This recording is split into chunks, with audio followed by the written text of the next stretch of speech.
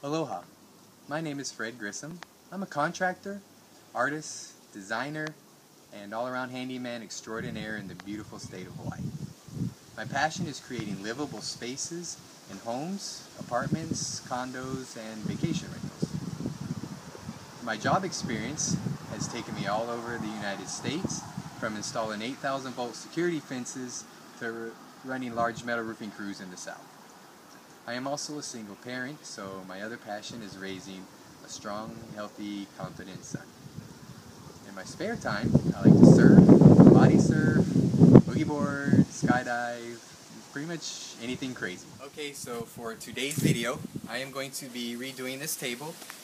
I found this on the side of the road. It's in pretty bad shape. It probably had a glass top. It probably broke, and that's why they got rid of this table. So we're going to refurbish this, make it nice and new, and I'll be putting this in my home. Okay, so the first step to restoring this table is removing all the old rust and loose paint from it. So I have a pretty rough sanding sponge that'll get the big areas of the table pretty good. And I also have a sanding paper, 120 grit, and this will help me get into all the crevices. And if you notice, there's a lot of tight areas in here, so this is our first process of restoring our table.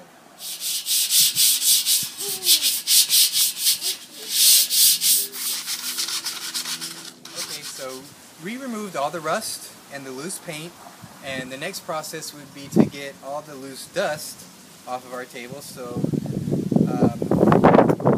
what I got was just some regular mineral spirits, and I'm going to pour it onto a rag and wipe the table down completely and make sure there's absolutely no dust on here, or our paint will not adhere to our metal. Okay, so the next process of our table restoration would be to prime the table. You don't have to prime it, but I'm going to prime it because it'll help the longevity of the table, and it'll help our final coat of paint adhere to our table a lot better, so that's why I'm going to prime it. Okay, so before you start priming, you want to make sure that you're outside in a well-ventilated area. I actually hung the table from this hook. Okay, so before you start spraying, two things. You want to make sure you have your mineral spirits and a rag, just in case a run occurs while you're spraying. The mineral spirits will help you wipe it out. And when you're spraying, you also want to keep the can about 12 to 14 inches away from whatever you're painting, which will also help from having any runs or drips in your paint.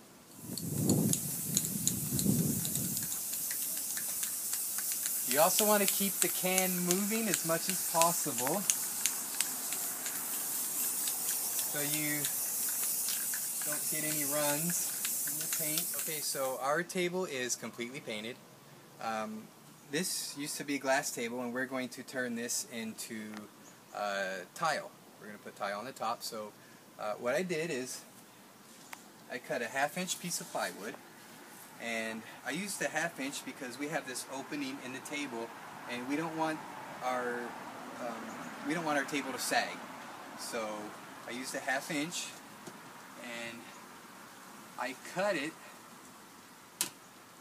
a 1/2 inch short of our table, and I will show you why later. Okay, so in our next process, I'm going to fasten our plywood to our metal frame. So I have stainless steel screws, I have a drill, my drill bit, and I also have some liquid nails, which will help with adhering the plywood to our metal frame.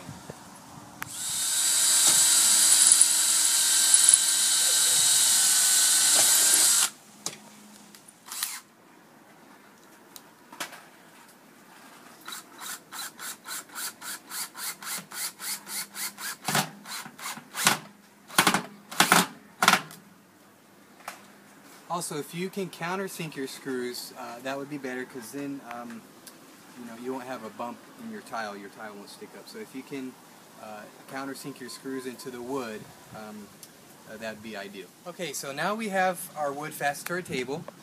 I also have some tile left over from a job that I think would be ideal for our table. I think the smaller the tile, the better. Then you can do maybe a nice layout.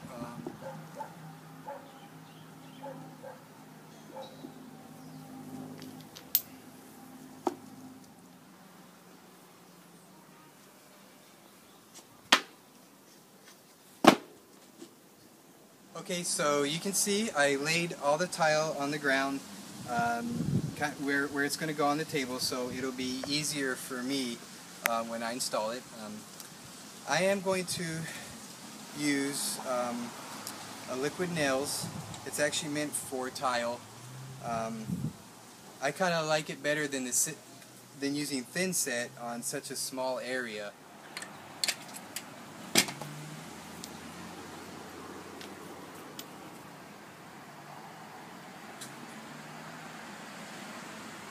Alright, so we have all our tile set on our table. It looks great. Our next process would be probably let it dry for about 24 hours before you want to grout your table. Alright, so now it's been 24 hours since we set our tile and we're ready for our grout. I actually picked a gray grout because this natural stone has a lot of gray in it, so I thought it would accent our table. So, okay, so here's our table.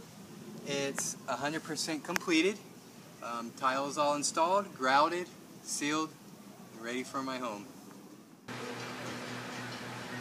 Here are my most recent before and after job site photos, including complete kitchen remodels, complete remodels on condos and vacation rentals, complete bathroom remodels including plumbing, electrical, tile, and lighting. Also, metal roofing,